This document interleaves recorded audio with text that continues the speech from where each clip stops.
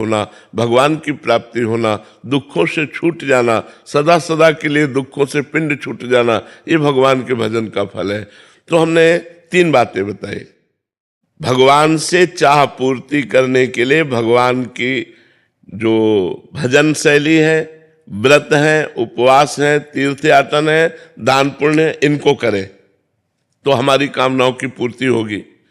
दूसरी बात, बड़े जोर की, मैं भगवान का भगवान मेरे नाथ, आप मेरे स्वामी हो, मेरे पिता हो, मैं और किससे मांगूं?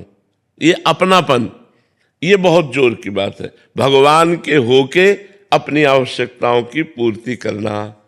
तीसरी बात, भगवान के लिए, भगवान के होके भजन करना, ये बहुत जोर की बात हो गई। अब हमें चिंता नहीं आगे क्या होना है, आप खुद देखिए आपको आगे क्या करना है। वो बड़ी मस्ती की बात होती, बड़ी मस्ती की बात हो।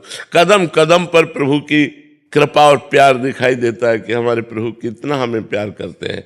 ये तब दिखाई देता है जब भगवान के होके और भगवान के लिए भजन किया जाता है, तब ये जोर की बात आती है।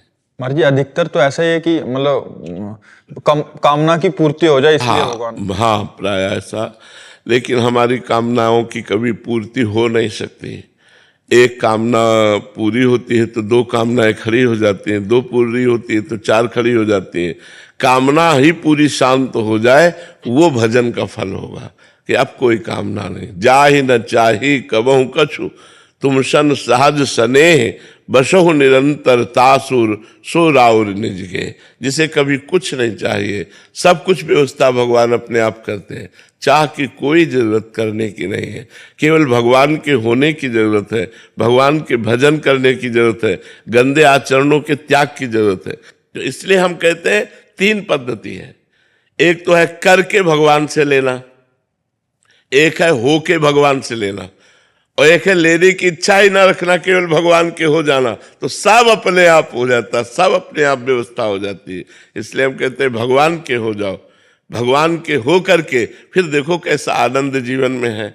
कुछ नहीं करना, जैसे हो वैसे ही रहो, नाम जप करो राधा राधा, बस मांस मत खाओ, शराब मत पियो, पराई बहनों बेटियों की तरफ गंदी दृष्टि मत रखो, जो पापाचरण है वो पापाचरण मत करो। फिर देख लो आपका जीवन कितना आनंदमय होता है।